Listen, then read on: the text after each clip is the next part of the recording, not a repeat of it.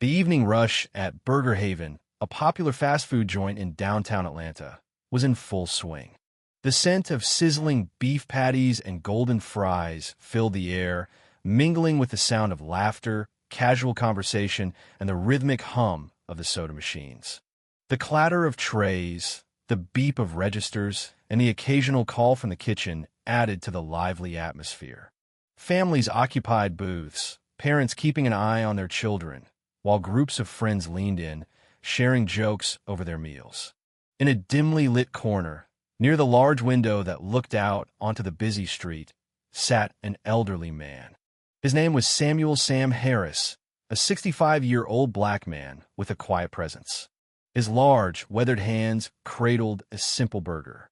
His clothes, though worn, were clean, a faded brown jacket draped over his broad shoulders, its frayed edges telling stories of years rather than months. His jeans, slightly loose, bore the marks of time. He was not unkempt. His beard was neatly trimmed, his nails clean. But there was something about his posture, a quiet dignity mixed with exhaustion, that made him stand out in the buzzing restaurant. Sam's food sat untouched for a moment.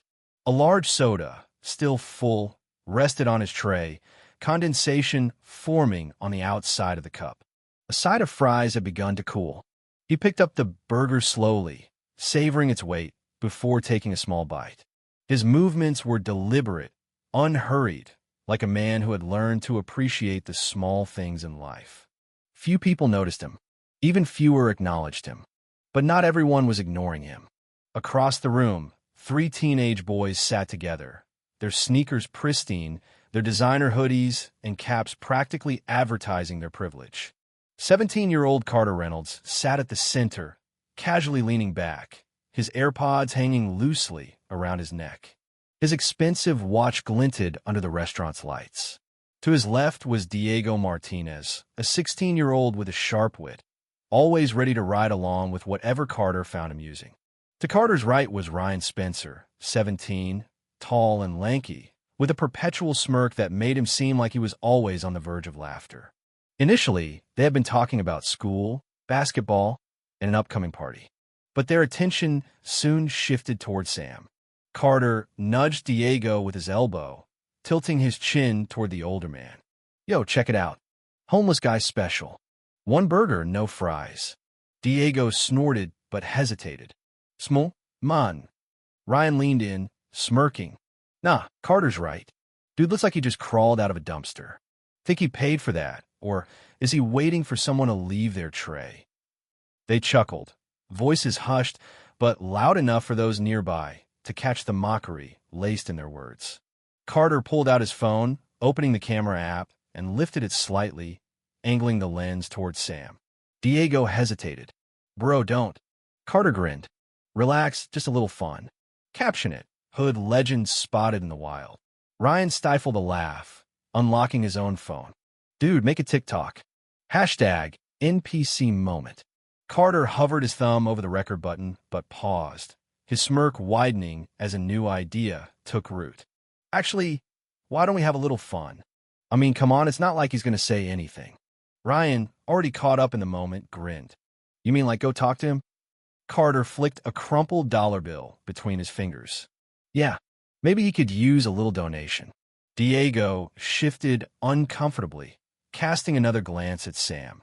The older man hadn't looked up, his focus on his meal. But something about his stillness made Diego hesitate. Still, he didn't speak up.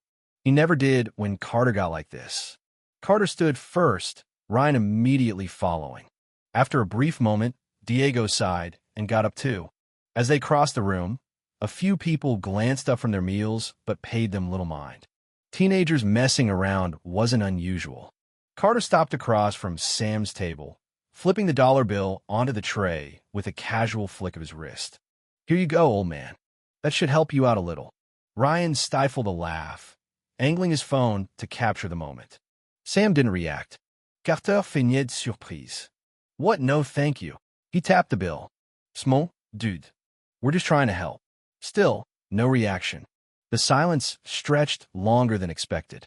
Diego shifted awkwardly, something in his gut telling him this was a mistake. Carter, undeterred, pulled a quarter from his pocket and set it down beside the bill, tapping it twice. "Here, get yourself some ketchup." "On me." Ryan chuckled, his phone still recording. Then Sam moved. Slowly, deliberately. He set his burger down, wiped his fingers on a napkin, and finally lifted his head.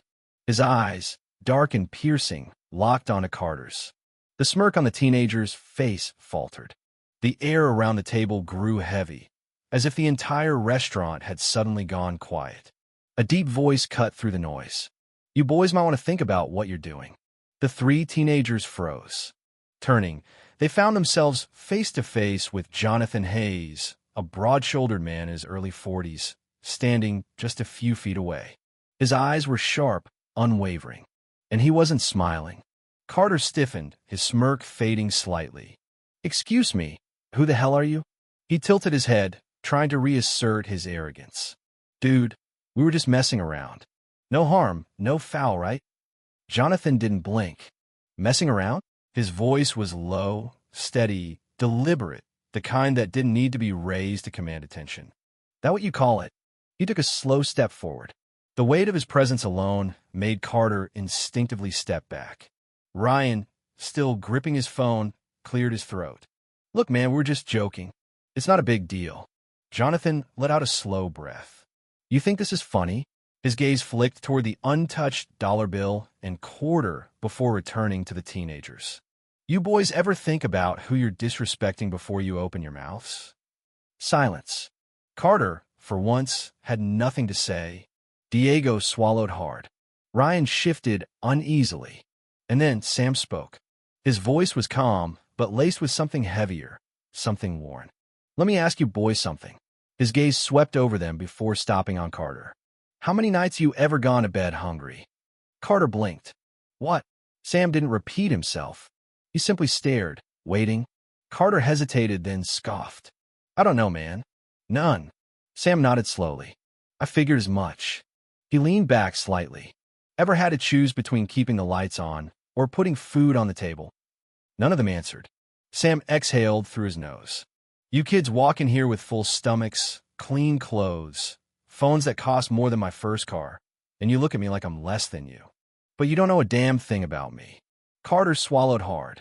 The bravado he had worn so easily minutes ago now felt suffocating. Sam leaned forward, his voice quieter now. "I don't want your money, kid. I want you to remember this moment. The next time you think about judging someone before you know their story."